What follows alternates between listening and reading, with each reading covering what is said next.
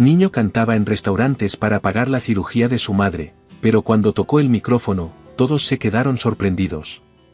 Antes de empezar me gustaría que te suscribas a mi canal y que comentes de dónde estás viendo este vídeo. Era una tarde lluviosa de finales de otoño en un pequeño pueblo al sur de México. En un rincón de la ciudad, donde las luces de las farolas parpadeaban y el aroma a comida casera se esparcía por las calles, había un restaurante llamado El Alma de la Música. Era un lugar modesto pero acogedor, frecuentado por locales que buscaban una buena comida acompañada de canciones nostálgicas de mariachis o boleros que resonaban en el ambiente. Cada noche, el dueño, don Andrés, permitía que músicos y cantantes aficionados tomaran el micrófono para compartir su talento. Y fue aquí, en este rincón tranquilo, donde una historia conmovedora estaba a punto de desarrollarse. Mateo, un niño de apenas 12 años, caminaba por las calles empapadas con una mochila vieja colgando de su delgado hombro. Sus zapatos estaban desgastados, y el pequeño agujero en la punta dejaba ver el dedo gordo de su pie. Su rostro, aunque joven, cargaba con una seriedad que pocos niños de su edad deberían tener. Sabía que no era un día más. Ese día, había tomado la decisión más valiente de su corta vida, enfrentarse a un público para cantar y reunir dinero para la cirugía de su madre. María, su madre, era lo único que tenía en el mundo. Tras la repentina muerte de su padre en un accidente laboral hacía 2 años, María había trabajado día y noche para mantener a su hijo. Sin embargo, la vida no había sido generosa. Hace unos meses, le diagnosticaron una grave enfermedad cardíaca que requería una cirugía costosa.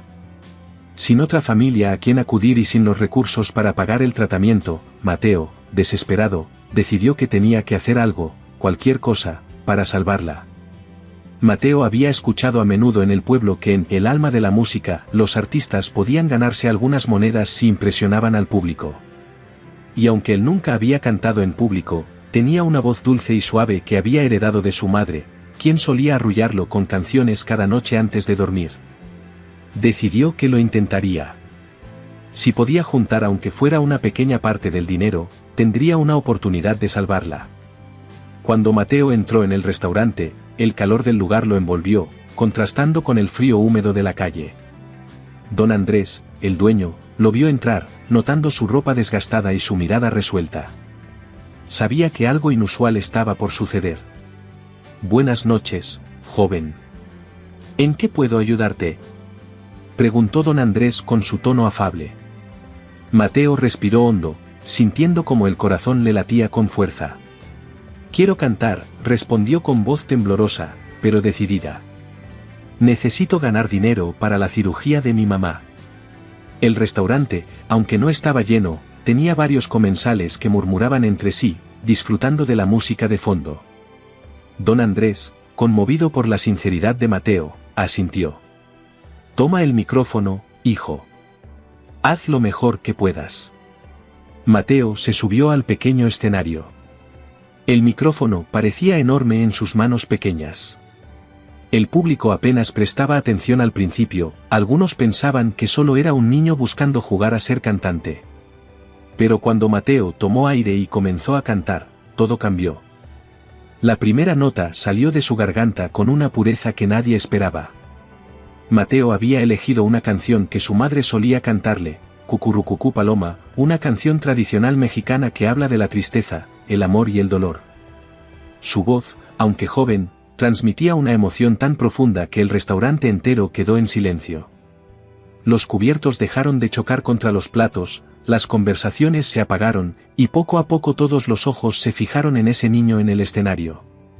Las notas altas llenaban el aire, y la dulzura de su canto penetraba los corazones de cada persona en la sala.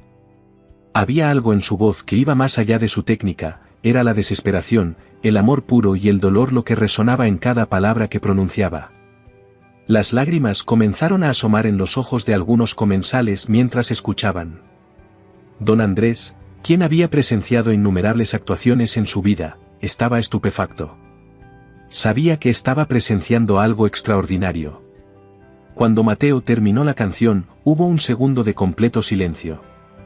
Era como si el mundo entero hubiera dejado de girar por un momento. Luego, una persona comenzó a aplaudir, y pronto todo el restaurante se llenó de aplausos ensordecedores. La gente se levantó de sus sillas, ovacionando al niño que los había dejado sin aliento. Mateo, aún con el corazón acelerado, apenas podía creer lo que estaba sucediendo. Sus ojos se llenaron de lágrimas, no de tristeza, sino de una mezcla de alivio y gratitud. De repente, una mujer que estaba sentada cerca del escenario se levantó y gritó: «Quiero donar 500 pesos para la cirugía de su madre». Otra voz se sumó desde el fondo: «Yo donaré 1000». Y así, uno tras otro, los clientes comenzaron a ofrecer donaciones. En cuestión de minutos, Mateo había reunido una cantidad considerable de dinero. No era suficiente para cubrir toda la cirugía, pero era un comienzo prometedor, algo que jamás había imaginado. Don Andrés se acercó a Mateo, conmovido hasta las lágrimas.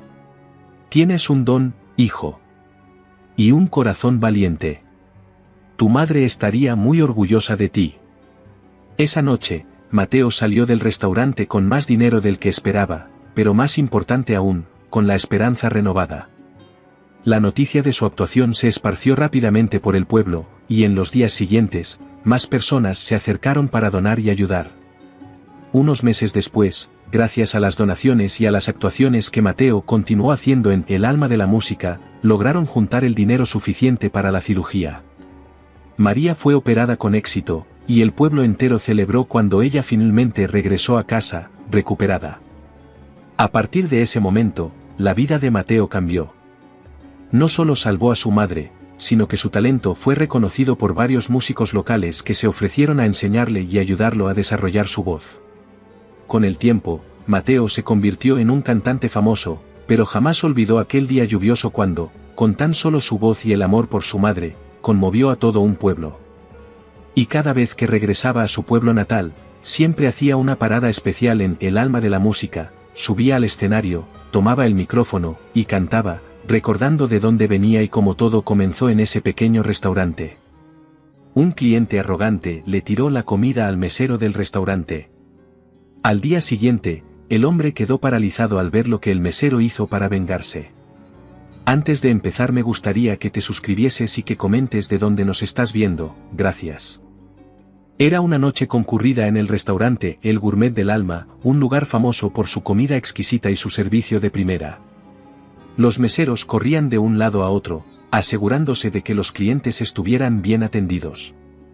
Entre ellos estaba Marcos, un joven mesero que, a pesar del ajetreo, mantenía siempre una sonrisa en el rostro. Tenía apenas 25 años y estaba acostumbrado a lidiar con todo tipo de personas. Lo que no sabía es que esa noche cambiaría su vida para siempre. En una de las mesas, sentado como si el lugar entero fuera suyo, estaba Enrique Lombardo, un empresario rico y arrogante que no tenía ni un rastro de humildad en su cuerpo. Enrique era conocido por su temperamento explosivo y su desprecio hacia cualquier persona que considerara inferior. Esa noche estaba acompañado de un grupo de amigos igualmente altaneros, y desde el momento en que se sentaron, comenzó el caos. ¿Tú? Gritó Enrique al ver a Marcos acercarse. ¿Te parece que estás tardando demasiado? Estoy esperando desde hace 20 minutos. En realidad, apenas habían pasado 5 minutos desde que llegaron, pero Enrique no toleraba tener que esperar. Marcos se disculpó cortésmente, a pesar de que sabía que no había hecho nada malo. Se dirigió rápidamente a la cocina, tomó la orden del grupo y se apresuró a servirles lo antes posible. Cuando regresó con los platos, Enrique comenzó a examinar su comida con desdén, moviendo el filete con su cuchillo como si buscara algún defecto invisible. ¿Qué es esto?, dijo en un tono de burla. ¿Esto te parece un filete a punto medio? Es una basura. No puedo creer que alguien pueda arruinar algo tan simple. Marcos, tratando de no perder la compostura, le ofreció arreglar el problema y traerle otro plato. Pero Enrique no estaba interesado en una solución. Con una mirada fría y desafiante, tomó el plato y lo arrojó directamente a Marcos, manchando su uniforme con salsa y trozos de carne. La sala quedó en silencio, todos los comensales quedaron boquiabiertos ante la humillación pública. Los ojos de Marcos se llenaron de rabia contenida, pero simplemente se disculpó, inclinó la cabeza y se alejó. El gerente, aunque horrorizado por la situación, no hizo nada para confrontar a Enrique, temiendo que su cliente influyente pudiera arruinar la reputación del restaurante. Esa noche, cuando Marcos llegó a casa, aún sentía la rabia hirviendo en su interior. Era consciente de que situaciones como estas eran comunes en la industria de la hostelería, pero esta vez había sido distinto. El comportamiento de Enrique no era solo grosero, era humillante, un ataque deliberado a su dignidad. Mientras se quitaba el uniforme manchado, su mente empezó a divagar. No era una persona vengativa, pero algo dentro de él, algo oscuro, despertó esa noche. No iba a permitir que Enrique se saliera con la suya tan fácilmente. Y entonces, una idea comenzó a formarse en su mente. Una venganza que no sería violenta ni directa, pero que dejaría una marca imborrable en el arrogante empresario. Pasó horas planeando hasta el más mínimo detalle. La venganza no sería un acto impulsivo, sería un golpe maestro de precisión, uno que Enrique nunca vería venir. A la mañana siguiente, Enrique se levantó como cualquier otro día. Apenas recordaba el incidente de la noche anterior, pues para él, tratar mal a las personas era casi un pasatiempo. Después de un desayuno ligero y algunas llamadas de negocios, decidió hacer una pausa para revisar sus redes sociales. Pero algo peculiar llamó su atención. Recibió una notificación etiquetándolo en una publicación. Al abrirla, sus ojos se abrieron de par en par. Era una fotografía de él en el restaurante, justo en el momento en que arrojaba el plato a Marcos. La imagen capturaba su gesto de desprecio y la comida volando por el aire, mientras los comensales en el fondo miraban con horror. Pero lo que realmente lo paralizó fue la cantidad de veces que había sido compartida. La foto se había vuelto viral. Miles de personas lo estaban criticando, etiquetándolo como un matón, un tirano y alguien completamente despreciable. Los comentarios eran implacables, llenos de insultos y reproches. «Este hombre es repugnante», escribió alguien. «Si yo hubiera estado ahí, le habría tirado la comida en la cara», comentó otro. «Boicota su empresa», clamaban otros, llamando a cancelar sus productos. Enrique sintió un frío sudor recorrer su espalda. De inmediato intentó contactar a sus abogados y asesores de relaciones públicas, pero la tormenta en línea estaba fuera de control. Todo el mundo parecía estar hablando del incidente.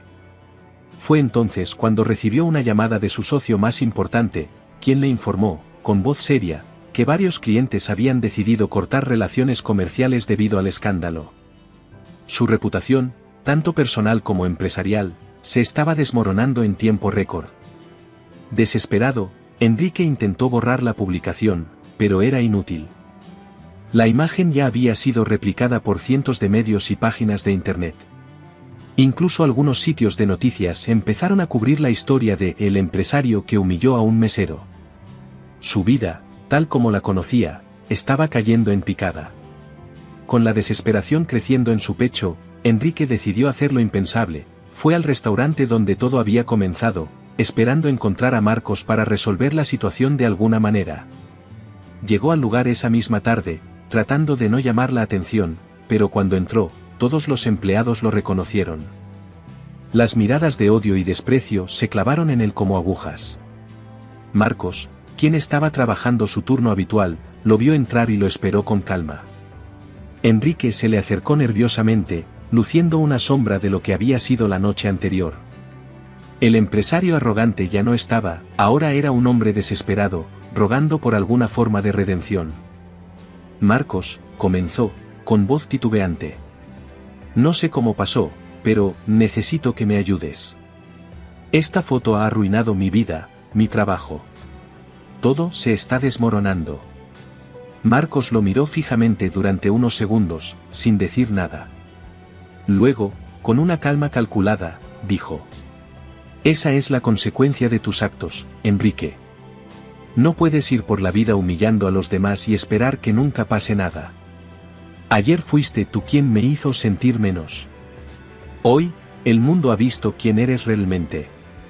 Enrique, que siempre había controlado cada aspecto de su vida, se sintió completamente impotente. Estaba acostumbrado a que todo girara a su favor, pero esta vez no tenía el control. Siguió rogando, prometiendo que haría cualquier cosa, incluso donar dinero o hacer una disculpa pública. Marcos, con una pequeña sonrisa, le respondió: «La disculpa pública será tu primer paso, Enrique. Pero la verdadera lección aquí es que el respeto no es algo que puedas comprar o regalar. Es algo que se gana. Y hasta que lo aprendas, no habrá nada que puedas hacer para cambiar lo que ya has sembrado». Los días que siguieron fueron duros para Enrique. Hizo la disculpa pública, tal como Marcos sugirió, pero la reacción fue tibia. La gente ya no confiaba en él, y muchos de sus socios lo evitaron durante meses. Sin embargo, poco a poco, comenzó a reflexionar sobre su comportamiento y las consecuencias de sus actos. La humillación que sintió lo llevó a replantearse quién era realmente.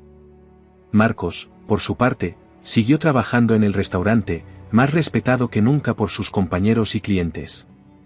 Sabía que no había resuelto el problema con violencia o rabia, sino con inteligencia. Había mostrado a Enrique que la verdadera venganza no era rebajarse a su nivel, sino dejar que el propio mundo le enseñara una lección que nunca olvidaría.